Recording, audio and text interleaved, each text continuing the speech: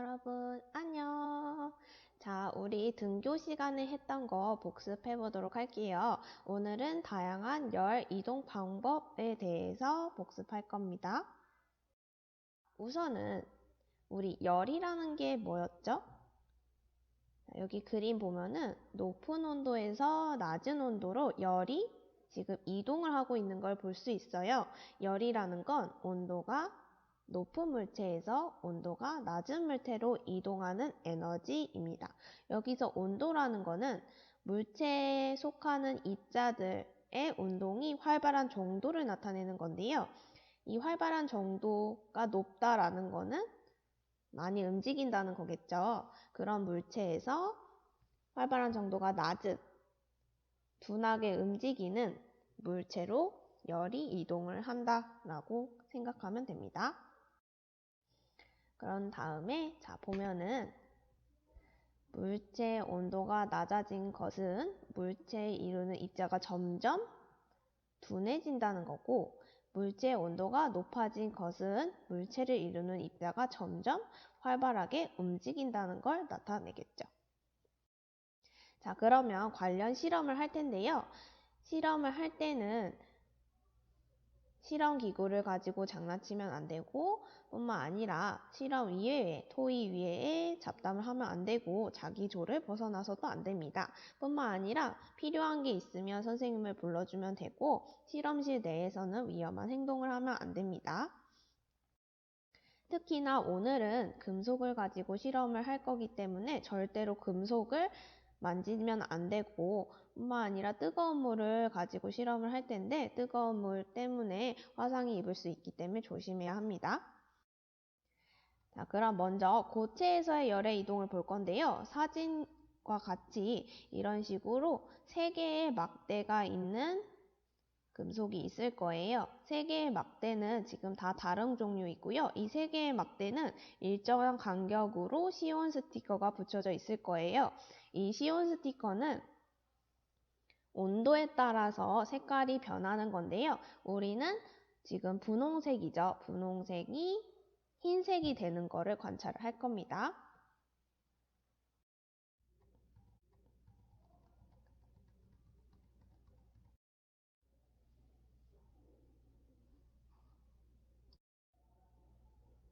자, 이 결과를 통해서 우리가 알 수 있는 것은요. 우선은 2가지가 있는데요. 첫 번째는 물질의 종류에 따라서 열 전도율이 다르다라는 걸 알 수 있죠. 그리고 2번째로는 구리, 철, 그리고 유리관 순서로 열 전도율이 크다는 걸 알 수 있습니다. 자, 그럼 2번째 실험을 할 건데요. 2번째 실험은 액체에서의 열의 이동을 볼 거예요. 우선은 여러분 앞에 수조가 있죠. 수조에는 2개의 삼각 플라스크, 2개의 비커, 그리고 투명한 셀로판지 이렇게 있을 겁니다. 그래서 여러분이 그리고 잉크 2개가 있겠죠. 빨간색이랑 파란색 이렇게 잉크가 2개가 있을 거예요.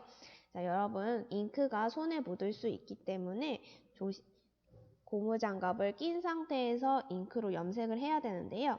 우선은 2개의 비커에 하나에는 차가운 물, 하나에는 뜨거운 물을 받으면 됩니다. 차가운 물에는 파란색 잉크로 염색을 하고 따뜻한 물에는 빨간색 잉크로 염색을 하면 됩니다.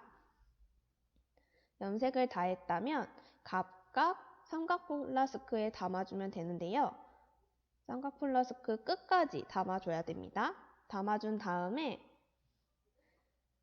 투명 필름을 이용해서 거꾸로 삼각 플라스크 중에 하나를 거꾸로 해서 2개를 맞닿게 할 건데요. 이때 처음에는 따뜻한 물이 위로 가게끔 해서 관찰을 하고, 2번째에서는 사진과 같이 찬물이 위로 가게끔 해서 실험을 해보세요. 이때 투명 필름을 이용해서 잘 물이 흐르지 않도록 잘 겹쳐주면 됩니다. 겹친 다음에 투명 필름을 빼서 조심스럽게 빼서 물 간에, 따뜻한 물과 찬물 간의 흐름이 어떤지 비교를 해서 보면 됩니다. 자, 실험 진행해 주세요. 자, 실험 결과가 어떻게 나왔죠? 따뜻한 물이 위로 갔을 때와 찬물이 위로 갔을 때 각각 실험 결과를 보면은 우선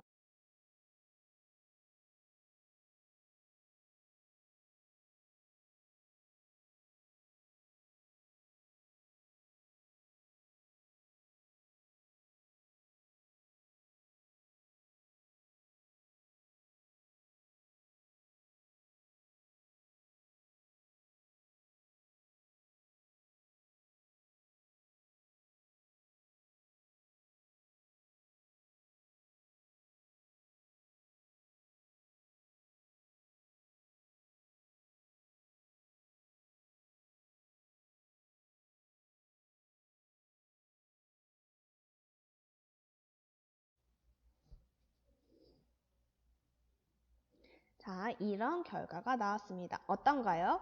지금 보니까 결과적으로 따뜻한 물이 위에 갔을 때는 두 물이 섞이지 않았어요. 그런데 차가운 물이 위로 갔을 때는 지금 두 물이 섞인다는 걸 알 수 있죠. 어떻게 해서 섞이는 걸까요? 여러분 관찰 잘 했나요? 자, 다음과 같이 결론을 내릴 수 있는데요. 따뜻한 물이 위로 갔을 때는 두 개가 순환하지 않았는데 찬물이 위로 갔을 때는 따뜻한 물은 위로 가고 찬물은 아래로 간다는 걸 알 수 있죠. 그래서 이렇게 순환한다는 걸 우리가 관찰했습니다. 이를 통해서 고체라는 거는 우리가 금속을 가지고 실험을 했을 때 열은 이동했지만 금속 그 자체는 변화한 게 없었죠. 그래서 입자가 이동하지 않고 열이 이웃한 입자의 차례로 전달되어 이동한다라는 걸 알 수 있었고요. 액체를 봤을 때는 입자가 직접적으로 이동한다는 걸 알 수 있었죠. 그래서 두 개의 차이, 고체와 액체에서의 각각의 열 이동 방법의 차이는 입자가 직접적으로 이동을 하냐 안 하냐로 나뉠 수 있었습니다. 그래서 고체에서 입자가 가만히 있고 이웃한 입자한테 열만 전달하는 이러한 방법의 열의 이동은 전도였죠. 예를 들어서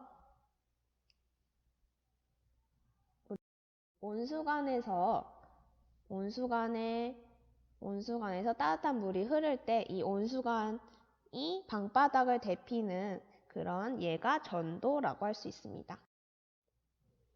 그리고 액체나 기체에서 입자가 열을 가지고 직접 이동하는 방법이 대류가 있었죠. 대류의 예로는 난방기나 에어컨을 들 수 있는데요. 난방기 같은 경우는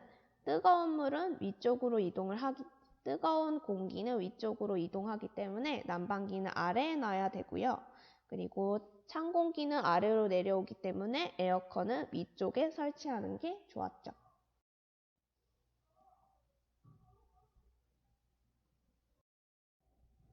자, 그리고 우리가 관찰하지는 않았지만 알코올 램프에서 불이 지필 때 나오는 그런 열 이동 방법을 복사라고 합니다. 복사.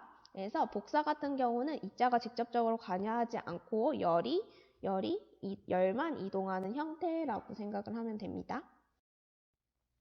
그래서 복사의 예는 햇빛이 비치거나 또는 난로 가까이에 있을 때 그때 우리가 따뜻함을 느끼죠. 그런 것이 바로 복사에 해당되는 열이동 방법입니다. 그래서 이런 벽난로에 손을 댔을 때 또는 캠프파이어 할 때 불에다가 손을 댔을 때 따뜻함을 느끼는데 그게 열이 직접적으로 이동을 해서 우리가 따뜻함을 느끼는 겁니다. 자, 그러면 간단하게 설명을 하자면 여기서 그림에서 봤을 때 사람을 입자라고 하고 공을 열이라고 해볼게요. 자, 공을 지금 책상에 앉은 두 친구가 공을 그냥 전달하고 있어요. 공을 이웃한 책상에 앉은 친구한테 전달하고 있을 때 이거는 전도라고 할 수 있습니다. 입자는 움직이지 않고 열만 이동시키는 방식이죠. 그리고 이번엔 어떤 친구는 그냥 공을 던지고 있어요. 공을 그냥 던지고 있어요. 열이 직접적으로 이동하는 이 방법은 복사라고 할 수 있겠죠. 그리고 어떤 친구는 공을 들고 뛰고 있어요. 공을 직접 들고 가고 있어요. 이거는 대류라고 할 수 있습니다. 여러분, 전도, 복사, 대류의 이런 다양한 열이동 방법에 대해서 잘 이해했나요? 자, 오늘 수업은 여기까지 하겠습니다. 안녕!